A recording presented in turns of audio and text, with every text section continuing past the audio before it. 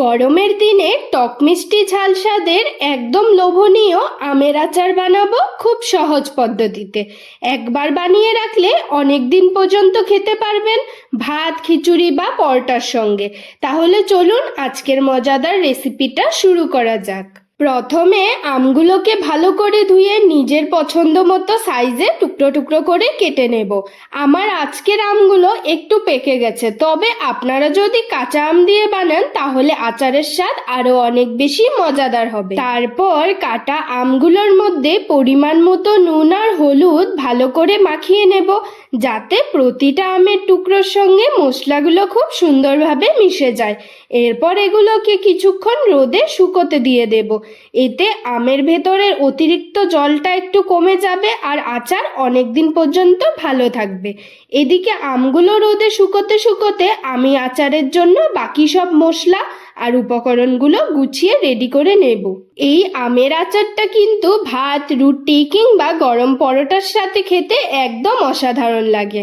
টক মিষ্টি আর ঝালের দারুণ কম্বিনেশনে খেতে এতটাই মজাদার হয় যে একবার বানালে বারবার খেতে ইচ্ছে করবে। এদিকে আমি আচারের জন্য একটা দারুণ সুগন্ধি মশলা তৈরি করে নেব। প্রথমে নিয়ে নেব শুকনো লঙ্কা, গোটা মেথি, গোটা জিরে, গোটা ধনে আর সঙ্গে নেব সর্ষে।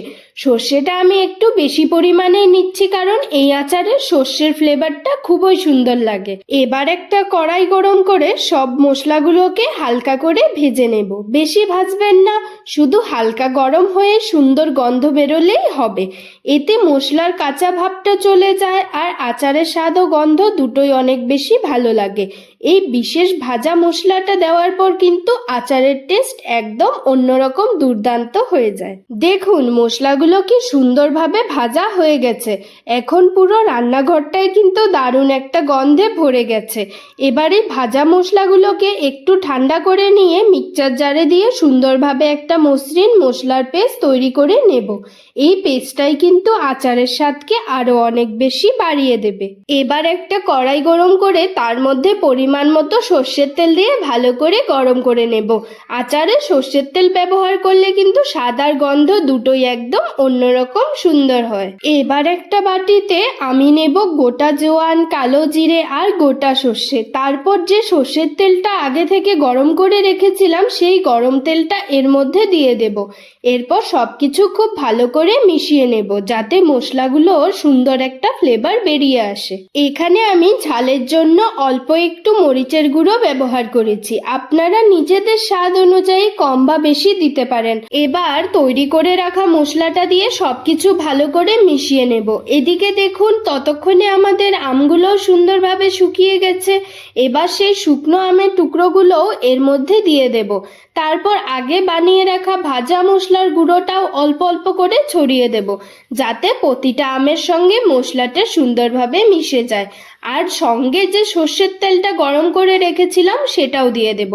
এরপর খুব আস্তে আস্তে সবকিছু ভালোভাবে মিশিয়ে নেব, যাতে আমের টুকরোগুলো ভেঙে না যায় আর প্রতিটা টুকরোর গায়ে সুন্দরভাবে মশলা মাখা হয়ে যায়। তখনই কিন্তু আচারের আসল রং আর দারুণ গন্ধটা বেরিয়ে আসতে শুরু করবে। এবার তৈরি হয়ে যাওয়া আচারটা একটা পরিষ্কার শুকনো কাচের ডিব্বায় ভরে নেব। তারপর এটাকে টানা 4 থেকে 5 দিন ভালোভাবে রোদে রেখে দেব। মাঝে মাঝে শুকনো চামচ দিয়ে একটু নেড়ে দেবেন, তাহলে মশলাগুলো আরো সুন্দরভাবে মিশে যাবে। আচার যত বেশি রোদ পাবে আর একটু গাঢ় হয়ে আসবে, খেতে ততই কিন্তু মজাদার লাগবে। এই আচারটা কিন্তু ভাত বা রুটির সাথে খেতে একদম অসাধারণ লাগে। তাহলে আজকের মতো এই রেসিপিটি এখানেই শেষ করছি। দেখা হবে আবার একটি নতুন রেসিপি নিয়ে। ততদিন ভালো থাকবেন, সুস্থ থাকবেন আর আমার চ্যানেলটি সাবস্ক্রাইব করে পাশে থাকবেন। ধন্যবাদ।